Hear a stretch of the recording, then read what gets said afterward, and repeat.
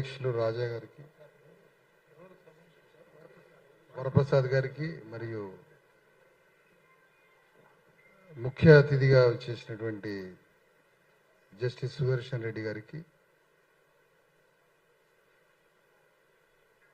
ఈ కార్యక్రమంలో పాల్గొంటున్నటువంటి సంపాదకులు శ్రీనివాస్ గారికి, ఆంధ్రజ్యోతి మాజీ ఎడిటర్, మరియు జేబీ రాజు గారికి,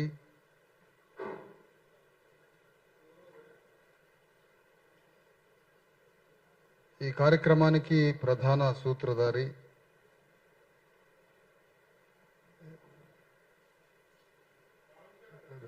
పార్లమెంట్ సభ్యులు డాక్టర్ మల్లు రవి గారికి,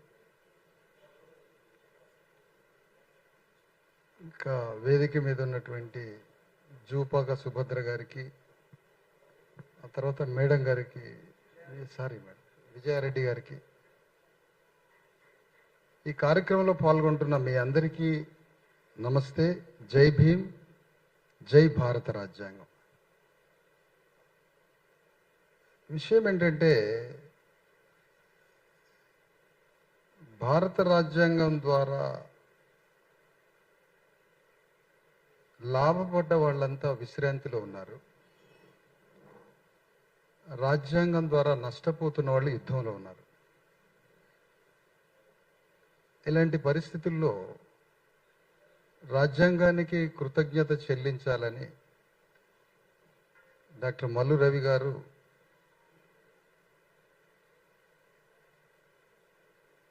కృతజ్ఞత చెల్లించే సభగా ఈ పుస్తకాలని రాష్ట్ర వ్యాప్తంగా ప్రచురించి ప్రచారం చేస్తున్న రవి గారిని వారు కృతజ్ఞత చెల్లించినా అభినందించి తీరాల్సిందే. అంటే రెండింటికి లింక్ ఉన్నది. వారేమో కృతజ్ఞత చెల్లిస్తున్నారు, కానీ దాన్ని అభినందించాలి. కృతజ్ఞత చెల్లించడం అంటే వారిని పార్లమెంట్లోకి పంపి, ఈ దేశ పౌరుడిగా నిలబెట్టి పార్లమెంటులోకి పంపి, సమస్తము వారి తల్లిగారు 9 నెలలే తల్లి గర్భంలో ఉంది రవి గారు, కానీ డాక్టర్ అంబేద్కర్ 90 ఏళ్ళు మోసాడు రవి గారిని. అంతటి పని చేస్తున్న రాజ్యాంగానికి కృతజ్ఞత చెల్లిస్తున్న ఈ సభలో పాల్గొంటున్న, ఈ కార్యక్రమంలో పాల్గొంటున్న అందరినీ అభినందిస్తూ, ఇవాళ భారతదేశంలో అతిపెద్ద మెయిన్ టాపిక్ ఎప్పటికీ ఉండే అంశము రాజ్యాంగ విషయమే. ఎందుకంటే రాజ్యాంగం మీద జరుగుతున్న దాడి, అది యాన్సిస్టర్స్ ఎనిమి, వారసత్వ శత్రువులు ఉన్నారు రాజ్యాంగానికి. ఈరోజు శత్రువు, నిన్నటి శత్రువు, రేపటి శత్రువు కాదు. రాజ్యాంగానికి వారసత్వ శత్రుత్వం ఉన్నది. రాజ్యాంగానికి వారసత్వ శత్రువా? అవును, దానికి వారసత్వ శత్రుత్వం ఉంది. ఎప్పటి నుంచి ఉంది? వేల సంవత్సరాల నుంచి రాజ్యాంగం మీద, ఆ వాక్యం మీద శత్రుత్వం ఉంది. ఎందుకంటే రాజ్యాంగ రచనా శిల్పి అయిన అంబేద్కర్ వయసు 65 సంవత్సరాలు కాదు, ఆయన వయసు 2500 సంవత్సరాలు. ఎందుకంటే ఆయన తీసుకున్న ఆలోచన యొక్క స్వరూపము బుద్ధుడి హృదయంతో భారతదేశాన్ని కట్టాలనుకున్నాడు అంబేద్కర్. బుద్ధుడి హృదయాన్ని భారతదేశంలో ఉన్న 140 కోట్ల మంది హృదయంతో కట్టాలనుకుంటున్నాడు. బుద్ధుడి హృదయాన్ని దేశవ్యాప్తంగా కట్టాలనుకుంటున్నాడు. కాబట్టి బుద్ధుడి మీద ఎవరైతే దాడి చేశారో ఆ దాడి చేసిన వారసత్వమే ఈరోజు రాజ్యాంగం మీద దాడి చేస్తూ ఉంది. అంటే ఇది యాన్సిస్టర్స్ ఎనిమి, వారసత్వ యుద్ధం సాగుతూ ఉంది ఈ వాక్యం మీద. ఇప్పుడు బుద్ధుడు సామాజిక ప్రజాస్వామ్యం చెప్పాడు. సామాజిక ప్రజాస్వామ్యం అంటే అది అర్థం కాని భాష ఏం కాదు, సహజీవన సూత్రం, అందరం కలిసిమెలిసి బ్రతకడం. ఈ సింపుల్ విషయం ఈ దేశానికి నచ్చలేదు. ఈ దేశంలో స్థానం లేదు. అందరం కలిసిమెలిసి బ్రతకడం అనే ఒక సహజీవన సామాజిక సూత్రం ఈ దేశానికి నచ్చల. అంటే ఎవరూ మనుషులు కలవద్దు అనేది ఈ దేశంలో ఉన్నటువంటి ఒక వాక్యం.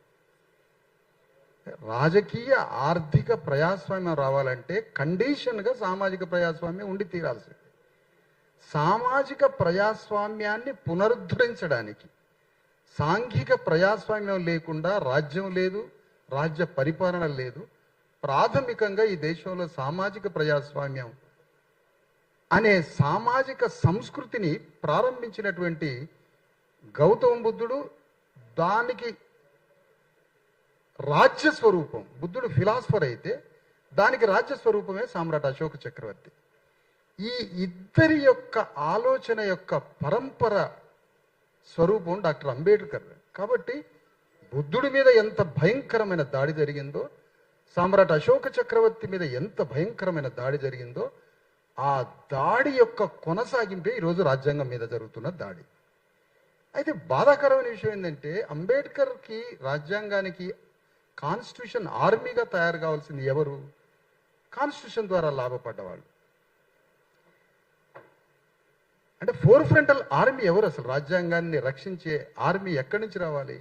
రాజ్యాంగం ద్వారా లాభపడ్డ వాళ్ళ నుంచి రావాలి, బాధిత వర్గం నుంచి రావాలి. కానీ ఈ దేశం అంతా దాదాపు 100 కోట్ల పైన రాజ్యాంగం ద్వారా లాభపడ్డ ప్రజలు ఉండగా రాజ్యాంగాన్ని మార్చాలని 10 కోట్ల మంది అనుకుంటున్నారంటే మనం ఎంత మౌనంగా ఉండడం వల్ల ఆ నిర్ణయం అక్కడ జరుగుతుంది. అంటే ఎవరి నుంచి దాని పట్ల స్పందన లేకపోవడం.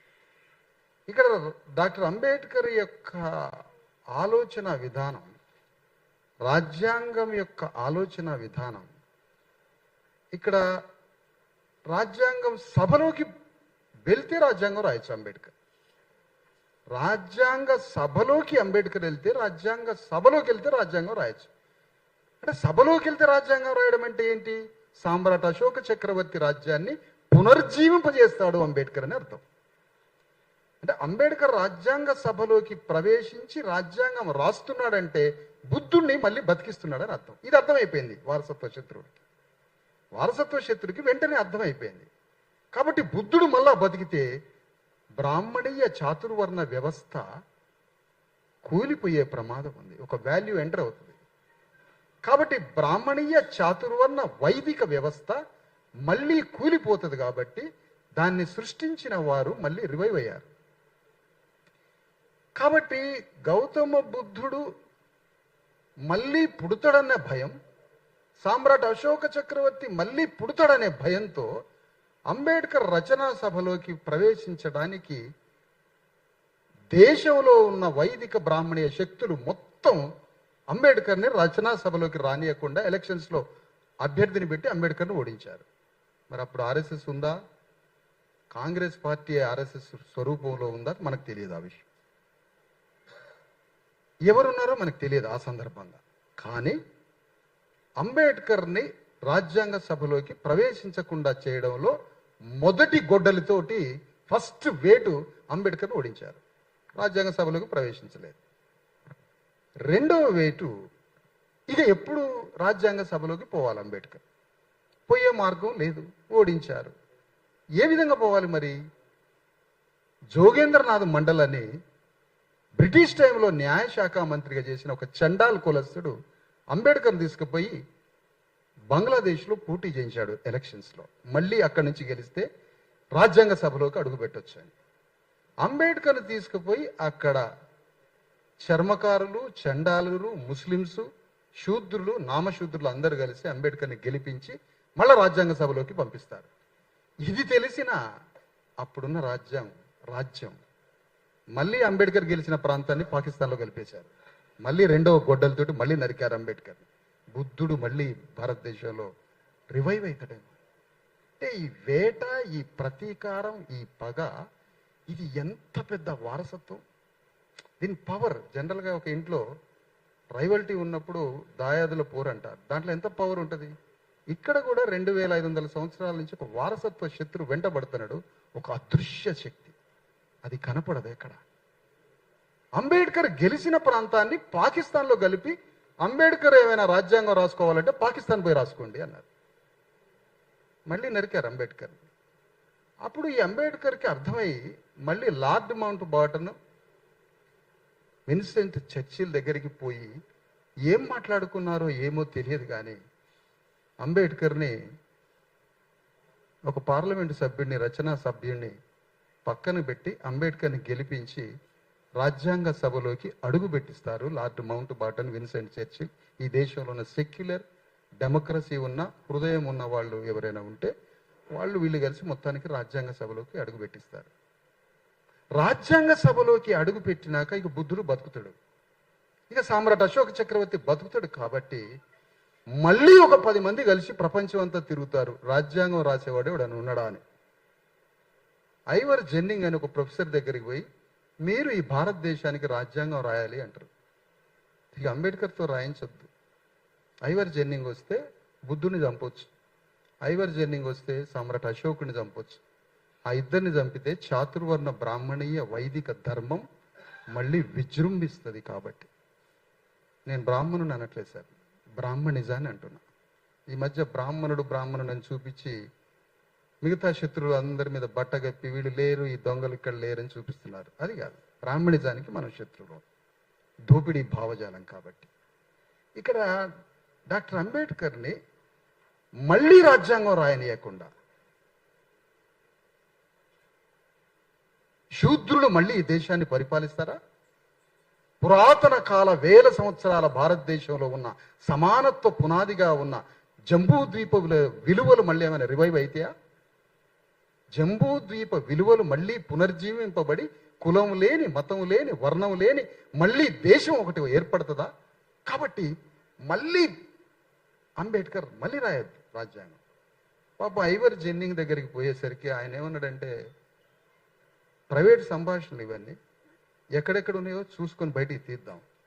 ప్రపంచమే ఒక దేశంగా మారితే ఆ దేశానికి రాజ్యాంగం రాసే దమ్మున్నాడు అంబేద్కర్, ఆయన వదిలిపెట్టి నా దగ్గరికి ఎందుకు వచ్చారని. ఇది ఐవర్ జెన్నింగ్ అన్నమాట. తిరిగి వచ్చారు పాపం, మళ్ళీ దేశానికి వచ్చి అంబేద్కర్తో రాజ్యాంగం రాయించితే అప్పుడు మళ్ళీ బుద్ధుణ్ణి పుట్టించడానికి రాజ్యాంగం రాశాడు అంబేద్కర్. సామ్రాట్ అశోక చక్రవర్తి జాతీయ ధర్మ చక్రాన్ని, భారతీయ సంస్కృతి అంటే భారతీయ సంస్కృతి అని రోజు వింటా ఉంటాం. భారతీయ సంస్కృతి అంటే అశోకుడి ధర్మచక్రమే భారతీయ సంస్కృతి, ఇంకేమీ లేదు ఇక్కడ. ఆ భారతీయ సంస్కృతి అంటే అశోక ధర్మచక్రంలో ఉన్న 24 విలువలతో సంఘాన్ని కడితే వర్గం మాయమవుతుంది, స్త్రీ దోపిడీ మాయమవుతుంది, వర్ణం మాయమవుతుంది, కులం మాయమవుతుంది, సాంఘిక ప్రజాస్వామ్యం పునర్జీవింపబడి అందరం అన్నల్దమ్ముల్లాగా ఫ్రాటర్నిటీతో బతికి అమెరికాని, చైనాని, జపాన్ని, అన్ని దేశాలని ఈ భారతదేశ కాలి గోటికి అంటిన అణువుతో సమానంగా ఎదగొచ్చు. కాబట్టి దేశ బ్రాహ్మణీయ వ్యవస్థ పాపం వాళ్ళు కూడా అంతమైపోయారు. అన్ని తలుపులు వేసుకొని ప్రపంచానికి ఉన్న 4 దిక్కుల తలుపులు బంద్ చేసుకున్నారు. ఆ విధంగా డాక్టర్ అంబేద్కర్ రాజ్యాంగం రాసి దాన్ని భారతదేశంలో ఉన్న ప్రతి హృదయాన్ని కట్టాలనుకున్నాడు. కానీ ఈ దేశ శూద్రులు రాజ్యాంగం ద్వారా లాభపడ్డారు, రాజ్యాంగ పండు తిన్నారు, కానీ రాజ్యాంగంలో సోల్ పట్టుకోలేకపోయారు. రాజ్యాంగం పండు తిని రాజ్యాంగ స్ఫూర్తిని పట్టుకోలేని ప్రజల్లో దానికి కృతజ్ఞత చెల్లించుకోవాలి అని బయలుదేరాడు మల్లురవి గారు. చాలా గ్రేట్ మ్యాన్. పండు తిన్న వాళ్ళంతా పరారైతుంటే ఈ మనిషి వచ్చి రాజ్యాంగం పంచుతున్నాడు ఏంటి? గ్రేట్, మీరు కృతజ్ఞత చెల్లిస్తున్నారు, చాలా గొప్ప విషయం. ఇప్పుడు ఈ దేశంలో భారత రాజ్యాంగాన్ని మార్చి బ్రాహ్మణీయ, చాతుర్వర్ణ, వైదిక, మనుధర్మాన్ని స్థాపించడానికి బయలుదేరుతున్నారు. దాన్ని ప్రతిఘటించడానికి, అడగడానికి, ప్రశ్నించడానికి రాజ్యాంగం పండుదిన్న 120 కోట్ల మందిలో ఉద్యమించట్లేదనేది మన కళ్ళ ముందు ఉన్నటువంటి పరిస్థితి. ఇక్కడ రాజ్యాంగం అంబేద్కర్ ఇంట్రడ్యూస్ చేసేటప్పుడు 2 వైరుధ్యాలతో ఈ దేశం ప్రయాణం అవుతుంది అన్నాడు. ఏంటి వైరుధ్యాలు? మా అమ్మగారు అంటే ఉదాహరణకి ఈ దేశానికి రాజ్యాంగ అధిపతి ప్రణబ్ ముఖర్జీ గారు ఉంటే వారి అమ్మగారు ఏం చెప్పారంటే, వారికి నాయన చర్మకారుల ఇంటికి రానియద్దు నాయన, వారికి మంచినీళ్ళు కూడా ఇవ్వద్దు, వారితో స్నేహం చేయొద్దని వారి అమ్మగారికి ఒక వాక్యం వచ్చింది 3000 సంవత్సరాల నుంచి. ఆ వాక్యంతో పెరిగి పెద్దవాడయ్యాడు ప్రణబ్ ముఖర్జీ. వారు రాష్ట్రపతి అయ్యారు. రాజ్యాంగం చెప్తుంది చర్మకారుడికి మంచినీళ్ళు ఇవ్వడమే కాదు సింహాసనం మీద కూర్చోబెట్టమని. ఇప్పుడు రాజ్యాంగం చెప్పినట్టు వినాలా ప్రణబ్ ముఖర్జీ గారు? వారి అమ్మ మాట దేవత అని వినాలా? తల్లి మాట వేదవాక్కు, అమ్మ దేవత అనాలా, అమ్మ దెయ్యం అనాలా? ఇప్పుడు ఏ నిర్ణయం తీసుకోవాలి ప్రణబ్ ముఖర్జీ గారు? అమ్మ మాటే దేవత వాక్యం ప్రణబ్ ముఖర్జీ గారికి. అందుకే ఈ దేశం కొలాప్స్ అయిపోయింది, నాశనం అయిపోయింది. ఎందుకంటే అమ్మా నాన్నల్ని గౌరవించాలి కదా. అమ్మా నాన్నల్ని గౌరవించాలి కాబట్టి చాతుర్వర్ణ వైదిక మనువాద వాక్యము 7 లక్షల కోట్ల కణాలలోకి పోయి మనిషి మీద వాక్యం సర్వాధికారి కూర్చుంది. మానవుడి మీద మనిషిని డ్రైవ్ చేస్తుంది మనుధర్మ వాక్యం. కాబట్టి ఈ దేశంలో దానికి కౌంటర్ థాట్ లేకుండా అయిపోయింది. ఆలోచనకి ప్రతి ఆలోచన లేదు. ప్రకృతిలో బలం ఉంటుంది, ప్రకృతిలో బలం ఉంటుంది. బలానికి ఆక్రమించే గుణం ఉంటుంది. ఆక్రమించే గుణంతో ఒకడి దగ్గర సంపద పోగుపడుతుంది. ఒకడి దగ్గర సంపద మొత్తం పోగుపడుతుంది. అది భూమి కావచ్చు, రాజ్యం కావచ్చు, సంపద కావచ్చు, పోగుపడుతున్నది. పర్వతంలాగా పోగుపడుతుంది. దానికి ప్రతిబలంగా మార్క్సిజం వచ్చింది. మళ్ళీ బలంతో దాన్ని ఢీకొట్టాలని. బట్ అంబేద్కర్ ప్రతిబలం వద్దన్నాడు. బలానికి ప్రతిగా బలం వాడొద్దన్నాడు. ప్రకృతి పదార్థంలో వస్తున్న బలాన్ని నియంత్రించడానికి పదార్థంలో హృదయం పుట్టాలన్నాడు అంబేద్కర్. హృదయాన్ని పుట్టించాడు అంబేద్కర్. అదే కల్చరల్ వాల్యూస్. అందుకనే మన ప్రీఆక్యుపైడ్ బ్రెయిన్లో ఉన్న ఆలోచనలతోటి ఈ ప్రపంచాన్ని చూస్తున్నాం. దాన్ని తీసేయాలి, దాన్ని తీసేయాలి. ఒక భౌతిక ప్రపంచాన్ని కట్టాలంటే ముందు మనిషికి మానసిక ప్రపంచాన్ని కట్టాలి. ఆ మానసిక ప్రపంచాన్ని కట్టడానికి డాక్టర్ అంబేద్కర్ బలానికి బలం వాడలే, మార్క్సిజాన్ని ఆయుధంగా తీసుకోలే. అంబేద్కర్ దాన్ని వ్యతిరేకించి పదార్థంలో హృదయాన్ని పుట్టేయాలనుకున్నాడు. హృదయాన్ని పుట్టియడం ద్వారా ఏ విలువలు ప్రతిపాదిస్తుందో వైదిక బ్రాహ్మణీయ చాతుర్వర్ణ మనువాద వాక్యానికి మళ్ళీ ప్రతిగా వాక్యాన్ని తీసుకొస్తున్నాడు అంబేద్కర్. ఒక కొత్త విలువని. అది ఎక్కడిదో కాదు, ఈ దేశ జంబూద్వీప వాక్య విలువలు. కులం లేని, మతం లేని, వర్గం లేని, వర్ణం లేని, స్త్రీ వివక్షత లేని, ఒక అందరం కలిసి ఉండే భూటాన్, థాయిలాండ్, అనేక దేశాలు, స్టేట్లెస్ సొసైటీలు అనేక దేశాలు, పోలీస్ లేని రాజ్యం, అసలు లీడర్ లేని రాజ్యం, ఇలాంటి అనేక దేశాలలో నుంచి ఒక ప్రపంచానికి వెలిగిస్తున్న అనేక దేశాల కన్నా ఎంతో పెద్ద దేశంగా తయారు కావాల్సిన ఈ దేశంలో భారత రాజ్యాంగం యొక్క విలువల్ని దేశం మొత్తం కట్టాలనుకున్న అంబేద్కర్ కలలు ధ్వంసమైపోయాయి. అందుకని మా దళితులు, బీసీలు పొద్దున్న లేస్తే అగ్రవర్ణాలు తిరుగుతూ ఉంటారు. ఇంతకన్నా పెద్ద నేరం లేదుగా. లేదా ఆర్ఎస్ఎస్ని తిడతారు, లేకపోతే నాగపూర్ని తిడతారు. కానీ డాక్టర్ అంబేద్కర్ 100 కోట్ల మందికి పండ్లిచ్చి, రాజ్యాంగ ఆయుధాలిచ్చి, 1,00,000 పేజీల తాత్విక దర్శనాన్నిచ్చి ప్రపంచం మీద యుద్ధం చేయని తన పండు తిన్న బీసీ ఎస్సీ ఎస్టీలకు చెప్తున్నాడు అంబేద్కర్. ఈ వదిలిపెట్టి బాడీలో ద్వేష గుణం ఉంటుంది కదా, బ్రాహ్మణులు తిట్టడమే ఒక పని కాదు. విమర్శించి మన ప్రోగ్రామ్ ఏంటి? Don't oppose without propose. నీ ప్రపోజ్ ఏంటి అసలు?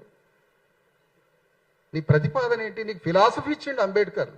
1,00,000 పేజీల తాత్విక ఆయుధాలను ఇచ్చిండు డాక్టర్ అంబేద్కర్.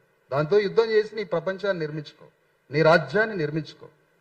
అట్లా ఒకే ఒక్కడు అంబేద్కర్ హృదయంతో బయలుదేరి మళ్ళీ బుద్ధుడి రాజ్యాన్ని, సామ్రాట్ అశోక రాజ్యాన్ని నిర్మించడానికి బయలుదేరిన లెగసీ ఉంది ఇక్కడ ఈ దేశంలో. సామ్రాట్ అశోకుడి తర్వాత తాత్వికంగా సంత్ రవిదాస్ బయలుదేరిండు, బౌద్ధ భిక్షువులు బయలుదేరిండు, రవిదాస్ తర్వాత కబీర్ బయలుదేరిండు, కబీర్ బోధనతో శివాజీ రాజ్యం వచ్చింది, శివాజీ ఆలోచనలతో జ్యోతిరావు ఫూలే వచ్చాడు, జ్యోతిరావు ఫూలేతో సాహు మహారాజ్ వచ్చాడు, పక్కన కర్ణాటకలో బసవేశ్వరుడు వచ్చాడు, యోగి వేమారెడ్డి వచ్చాడు, వీర బ్రహ్మం గారు వచ్చారు, దేశంలో కరుణానిధి వచ్చాడు, అనేక మంది వచ్చారు. వాక్యానికి పరంపర తాత్విక దర్శనంతో యుద్ధం చేస్తే రాజ్యం వస్తుంది. ఆ రాజ్యం సామ్రాట్ అశోకుడిదై ఉన్న రాజ్యం వస్తుంది. కాబట్టి బీసీ ఎస్సీ ఎస్టీలు మాకు న్యాయం కావాలి సార్ అని అడగకుండా నీకు తత్వశాస్త్రం ఉంది, రాజ్యాంగ ఆయుధాలు ఉన్నాయి, మా ఇంట్లో 4 ఓట్లు ఉన్నాయి సార్, మేము 25,000కి అమ్ముడు పోవడానికి సిద్ధంగా ఉన్నాం కాకుండా అంబేద్కర్ ఇచ్చిన 6 అడుగుల తళతళ మెరిసే ఓటు ఖడ్గంతో రాజ్యాన్ని తెచ్చుకొని డాక్టర్ అంబేద్కర్, సామ్రాట్ అశోక చక్రవర్తి కలలు కన్నా రాజ్యాన్ని స్థాపించడం, పునర్నిర్మించడం. డాక్టర్ అంబేద్కర్ అంటే అంటరాని 60 కిలోల శరీరం కాదు.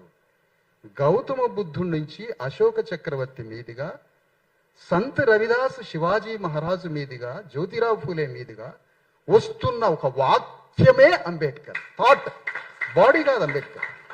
చాలా మంది ఇప్పుడు రిలీఫ్ కావచ్చు, చాలా మంది అంబేద్కర్ అని అంటరాని వాడట కదా. కాదు కాదు కాదు, వాక్యం. అంబేద్కర్ అంటే వాక్యం, బాడీ కాదు.